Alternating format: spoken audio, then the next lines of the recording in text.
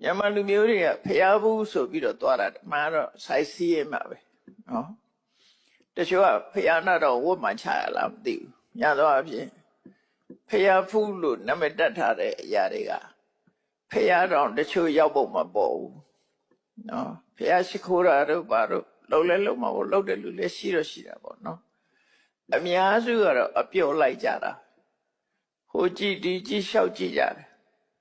အဲ့ဒါနဲ့ပတ်သက်ပြီးတခါတော့ကမုံရွာဘက်ကိုသွားတရားဟောတယ်တရားဝဲကျင်းပတာကမုံရွာမြို့အလဲကဆူတော်မြစ်စီရီဖះပရုံထဲမှာဖះဝဲထဲမှာတရားဝဲကျင်းပအဲ့တော့တရားဝဲဟောပြီးတဲ့အခါကျတော့ဖះရုပ်ဘွားတော်ကြီးကိုဝင်ပြီးတော့ဝတ်ချတော့အဲ့ရုပ်ဘွားတော်ရှိမှ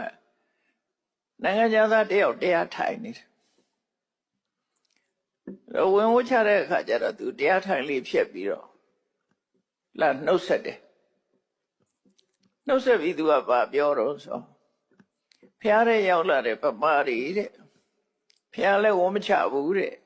စကားတွေပြောပြီးတော့ရှောက်လဲနေကြတယ်လို့သူကပြောသွားတာအဲ့ဒီလူရတော့ဖះရှေ့မှာသူကတရားထိုင်အမေရိကန်ကသူကတရားပြဆရာနောက်တော့သိရတယ်အဲ့သူကဖះရှိမှာဗာတရားထိုင်တယ်တော့မသိဘူးဖះရှိမှာတရားထိုင်ပြီးတော့ငြိမ်ငြိမ်သက်သက်နေတယ်ဗမာရီကတအုပ်စုဝင်လာလိုက်စကားတွေပြောပေါက်စိမ်မောက်လေးဝှချထသွားကြလာလိုက်ဘယ်သူမှဟိုတလေးတစားရှ िख ိုးတဲ့ပုံစံမတွေ့ရဘူးပေါ့နော်မတွေ့ရတော့အဲ့နိုင်ငံသားတယောက်ကအဲ့လိုရှောက်တာကြုံခဲ့ရဘူးတဲ့ပေါ့နော်ဟုတ်လဲဟုတ်နေဆိုတော့ဘာမှမပြောလိုက်ပါဘူးတကယ်တော့များသောအားဖြင့်ဗမာရီရဲ့လေ့ကျင့်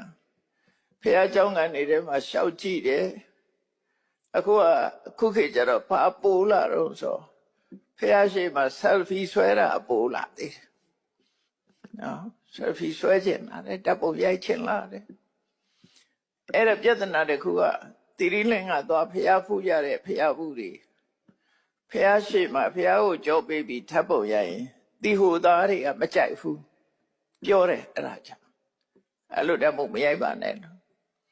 ဖះကိုနောက်ကထားပြီးပမာမှာတော့အဲ့ဒါထုံးစံလိုဖြစ်နေနော်ထုံးစံလိုဖြစ်နေသူတို့ဖះကို background လုပ်ပြီးတော့တပ်ဖို့ရိုက်တာလုံးဝအရိုက်မခံဘူးမရိုက်ဖို့ပြောတယ်သူတို့အဲ့တော့